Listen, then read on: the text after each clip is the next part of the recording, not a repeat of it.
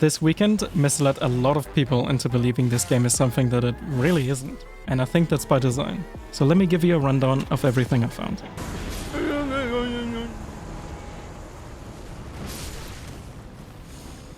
Replayability, probably the single biggest concern on everyone's mind.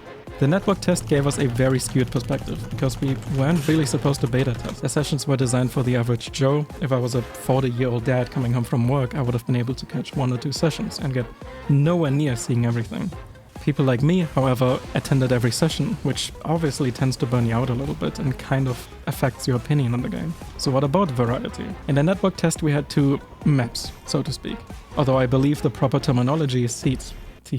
They were identical in structures, enemies, and night bosses. And that scared a bunch of people, me included at first. But if we put those 2 seeds side by side and compare to a 3rd seed that we have already seen, the one from the embargo footage Vaati showed us, you can see for yourself just how much influence the random generation will have on each run. Despite the fact that seed 2 and seed 3 land in the same location, the ruins right next to it have a different boss in them. The Churches of America are in a whole different location. In general, if you take some time to look at these 3, you can see that the landmarks all over the place are completely different.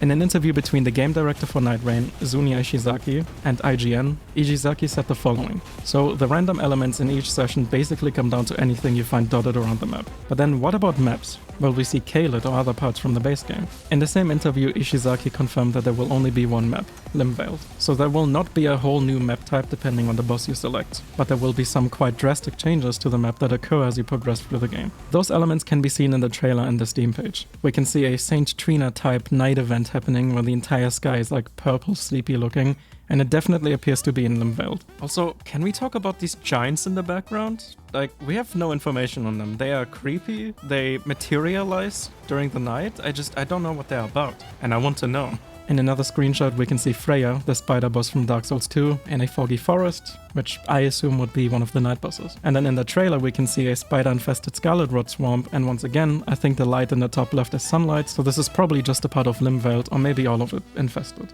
One of the most unique looking areas is the volcano stuff here. The biggest realization for me here is the fact that these spectral hawk locations are set on the map, no matter the seed. In all 3 seeds they are in the same location. So seeing one here means it's either a large part of the map changing, like all of the bottom right for example, or maybe a different part of the map entirely. And then there's also this here, a part of the Eternal City, which also seems to be on the surface, but we can only really speculate. To me though, this all seems like the same map limitation is unfair. At what point is the name the only similarity? And it's worth mentioning that Nameless seems to be bringing a storm with him, which could be very interesting as well. And this is kind of a new area that might be part of the volcano area. This extremely cool and disgusting boss can be seen while some form of purple thunder is going on. And this looks to be like maybe a new player transformation entirely, maybe? It makes me think of something else Ishizaki said. So there are going to be 8 playable characters in the final game. And one of those characters uses a spirit ash sort of spiritual body as a gameplay mechanic. Could that be this? We also saw a Sekiro-style character that can deflect, a character that can raise a slab of rock out of the ground and then use them as springing off points to do attacks, to quote IGN, and Ishizaki agreed. I think they're talking about this part of the trailer here. And the bow guy from the clip here as well. For me, however, nothing added as much replayability as the build crafting. Getting invaded by Morgott just to either die and respawn or beat him and get possibly the best passive in the entire run, or seeing a portal from straight up space open and spawn ants? For some reason. Oh, this is a nightmare.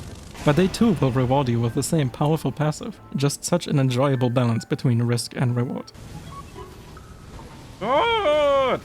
I can't! Stop facing me! He turns faster than me! Everyone just trying to fucking jank this shit. My mood when I can't get up here, dude.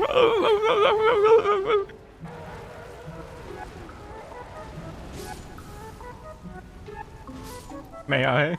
And the relic system eliminated some of the frustration for me as well. Once I got a relic that turned Dutch's starting Ash of War into Flaming Strike and added Scarlet Rot, I had the option to forgo RNG hunting entirely and just find a merchant, buy a tier 1 smithing stone, and then go into one of the mines to get a tier 2 and boom, just like that the dagger was uncommon and carried me through the entire game. I never found a tier 3 stone though, as in going from purple to legendary. Let me know if any of you did. I'm very curious if that was even in the game or if it's a secret left uncovered. I also did significantly better once I realized that you always spawn next to a camp that gives you just enough runes for 1 level up, and 1 level usually doubles your HP and damage. So it became the first thing I did, always followed by going to the nearest church for an extra healing flask. He also said something very important that I think many people missed entirely, because I don't know, this interview came out in December and I honestly never saw it until today. But he said that the merc, the resource that you can pick at the end or that you can sell relics to gain, will be used to either buy relics or change the colors of the character's urns, hence where you can get a golden Duchess relic, for example, even though she cannot equip them. And if the other 4 characters are anything like the 4 that we get to test, then I'm even more excited. Recluse has 14 different combinations, because she can have magic, fire, lightning, and holy. Like, did you know that she can increase her own max HP, or have an auto parry ability? Or this crazy shit? Or that stats kind of exist, even though you can't see them? Aaron Pineapple did some testing when he had the chance to, and he said that Wilder did more damage with a greatsword than Duchess, even if they are usable by both. Flying around with Wilder, dive bombing to revive a teammate, or repeating a bleed proc as Duchess was so much fun that I cannot wait to see what else they plan to do.